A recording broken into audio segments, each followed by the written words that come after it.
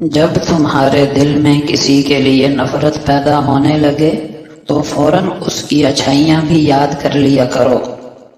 جو غلطی نہیں کر سکتا وہ فرشتہ ہے، جو غلطی کر کے اس پہ ڈٹ جائے وہ شیطان ہے، اور جو غلطی کے بعد توبہ کر لے وہ انسان ہے۔ صبر کرنا اور قدر کرنا نصیب والوں کے حصے میں آتا ہے، کیونکہ صبر آپ کو ہیرا بناتا ہے اور قدر کرنا ہیروں سے ملوا دیتا ہے۔ کچھ لوگ صرف یہ دیکھنے کے لیے دوبارہ آپ کے پاس آتے ہیں کہ آپ اب بھی پہلے جتنے بے وقوف ہیں یا نہیں۔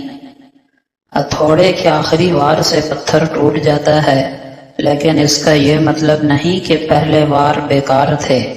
حقیقت یہی ہے کہ کوئی بھی کامیابی مسلسل کوششوں کا نتیجہ ہوتی ہے۔ جو عمل آج تم پر بھاری ہے وہ آخرت میں میزان عمل میں بھی بھاری ہوگا۔ لوگ کہتے ہیں کہ وقت گزر جاتا ہے، دراصل وقت نہیں، ہم گزر جاتے ہیں۔ جب ضمیر ملامت کرنا چھوڑ دے تو سمجھ لو کہ انسانیت مر چکی۔ ضرورت مند سے مال خریدنا بھی صدقے کی ایک قسم ہے۔ برائی کو حکمت و بصیرت سے روکنا، ورنہ یہ تمہیں نیکی سے روک دے گی۔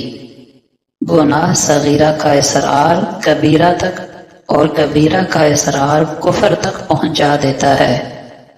لوگوں کی خطاؤں کو یہ سوچ کر معاف کر دینا چاہیے کہ خطا ہم سے بھی ہو سکتی ہے اور معافی کی ضرورت ہمیں بھی پیش آ سکتی ہے۔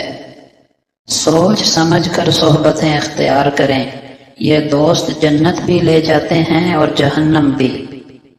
امام ابن قیم رحمہ اللہ فرماتے ہیں، دل کو بگاڑنے والی 5 چیزیں ہیں: میل جول کی کثرت، پیٹ بھرنے میں لگے رہنا، نیند کی بہتات، اللہ کے سوا دوسروں سے تعلق مضبوط رکھنا، دنیاوی آرزوئیں۔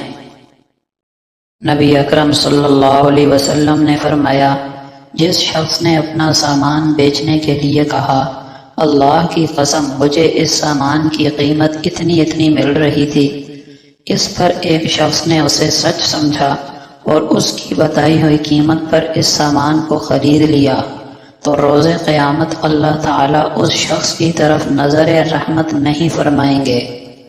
آپ صلی اللہ علیہ وسلم نے فرمایا، تم مردوں کو گالی نہ دو، بے شک وہ ان اعمال کے ساتھ آگے پہنچ چکے جو انہوں نے کیے۔ آپ صلی اللہ علیہ وسلم نے فرمایا، گناہ سے توبہ کرنے والا ایسے ہے جیسے اس نے گناہ کیا ہی نہیں۔ آپ صلی اللہ علیہ وسلم کا فرمان ہے، بے شک صدقہ رب تعالیٰ کے غصے کو ٹھنڈا کر دیتا ہے اور بری موت سے بچاتا ہے۔ آپ نے فرمایا، صبر تو وہی ہے جو پہلے صدمے کے وقت ہو۔ آپ صلی اللہ علیہ وسلم نے فرمایا، جو شخص ایسے رستے پر چلا جس میں وہ علم کی تلاش میں رہتا ہے تو اللہ تعالیٰ نے اس کے لیے جنت کا راستہ آسان کر دیا۔